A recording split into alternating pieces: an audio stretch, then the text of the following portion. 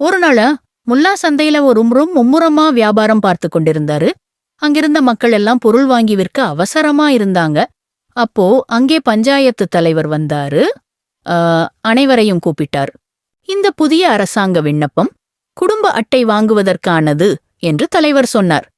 இதுல உங்க பெயர், வயசு, பிறந்த தேதி, வீட்டில இருக்கவங்க பெயர்கள் எல்லாம் எழுதணும். நாளைக்கு கொண்டு வந்து கொடுங்க என்று சொல்லி அனைவருக்கும் ஒரு விண்ணப்பம் கொடுத்தார். வீட்டுக்கு வந்த முல்லா டேபிள்ல உட்கார்ந்தாரு. அவரோட பெயர், வயசு, பிறந்த தேதிய கவனமா எழுதினார். அடுத்ததா மனைவியின் பெயரை எழுதினார். அப்போதான் மனைவியின் வயசு தெரியலைன்னு நினைவுக்கு வந்தது. முல்லா யோசிச்சாரு, இப்ப மனைவி கிட்ட வயசு கேட்டா சண்டைதான் வரும். அவருக்குள்ள சின்ன தயக்கம். ஆனா வேற வழி இல்லையேன்னு நினைச்சாரு. அவர் தைரியத்தோடு மெதுவா கேட்டார், என்னோட மனைவியே, உன் வயசு என்ன? அடடா!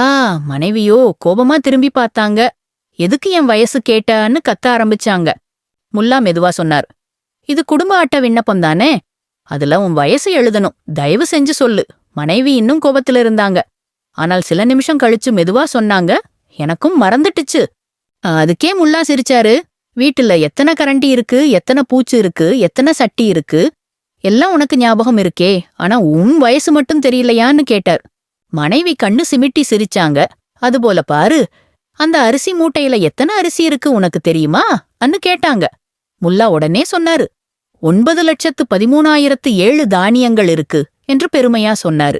மனைவி சிரித்துக்கொண்டே, சரி சரி, உன்னை வெல்ல முடியாதுன்னு நினைச்சாங்க. அவங்க தானே அந்த விண்ணப்பத்தை முடித்து வச்சாங்க. முல்லாவும் மகிழ்ச்சியா புன்னகை சிரிச்சார்.